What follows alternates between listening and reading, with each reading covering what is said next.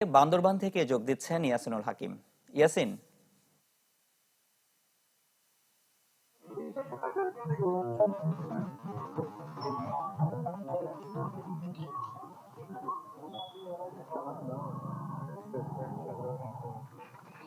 রনি আসলে গত কয়েকদিন ধরে পাহাড়ে বিভিন্ন জায়গাগুলোতে বিচ্ছিন্নতা বাহিনীদেরকে ধরার জন্য কিন্তু অভিযান পরিচালিত হচ্ছে সেনাবাহিনীর পক্ষ থেকে।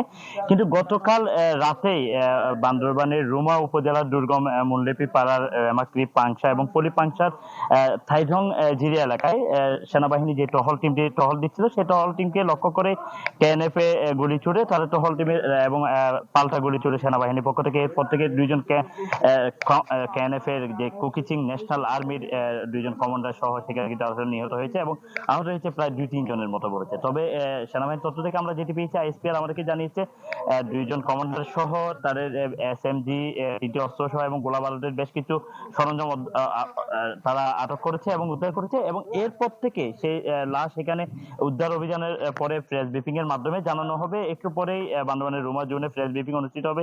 সেই জোনে প্রেস ব্রিফিং এর পরবর্তী জানাতে হবে আসলে কি পরিমাণ গোলা বারুদ এবং কি পরিমাণ হতাহত ঘটনা ছিল এই বিষয়ে আমরা পরবর্তী জানতে পারবো। তবে দীর্ঘদিন ধরে 2020 সাল থেকে বান্দরবানে বিচ্ছিন্নতাবাদী কেএনএফ এর সশস্ত্র গ্রুপ কিন্তু তৎপরতা বৃদ্ধি করার পর থেকেই এখানে মানুষের জনমনে আতঙ্ক বিরাজ করছে। এইবার যে দুইজন ক্যাম্প কমান্ডার নিহত হওয়ার ঘটনার পর থেকে রুমায় টমটম অবস্থা বিরাজ করছে এবং যৌথ বাহিনী সেনাবাহিনীর পক্ষ থেকে টহল যুদ্ধ করা হয়েছে। রনি,